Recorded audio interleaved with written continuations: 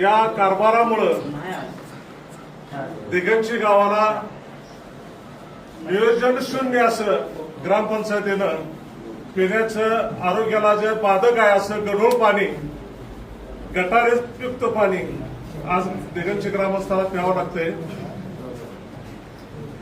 फार मोठ्या प्रमाणामध्ये नागरिक आजारी पडलेले आहेत. त्यांना पोटाचे विकार झालेले आहेत, किडनीचे विकार झालेले आहेत, मूतखड्याचे विकार झालेले आहेत आणि असं पाणी पिऊन कॅन्सरवर सुद्धा लोक जातील अशी परिस्थिती दिगंची ग्रामस्थांवरती ओढवलेली आहे.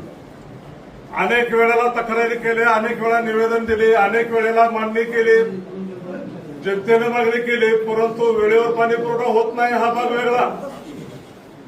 10 दिवसातून 8 दिवसातून पाणी तर ते सुद्धा अतिशय गढूळ आणि गढूळ पाणी साठवून ठेवलं की त्याच्यामध्ये फार मोठ्या प्रमाणात जंतू होत आहेत. नाविलाजानं लोकांना ते पाणी प्यावं लागतं आणि मग मोठ्या आजाराला निमंत्रण मिळतंय.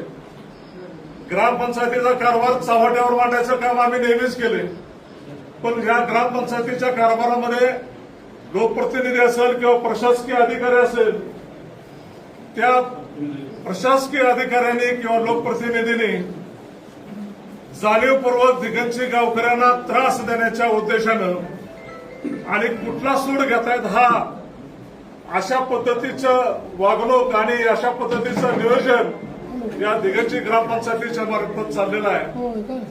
आतापर्यंत ग्रामस्थांनी सहन केलं, पण इथून पुढच्या काळामध्ये ग्रामपंचायतीला जा विचारल्याशिवाय राहणार नाही. हे खडूळ पाणी, गढूळ पाणी, दुर्गंधयुक्त पाणी, जंतुयुक्त पाणी जर नाही बंद झालं तर नजीकच्या काळात मोठा मोर्चा काढू आणि ग्रामपंचायतीला कायमस्वरूपी टाळे ठोकू असा इशारा आम्ही ग्रामपंचायतीला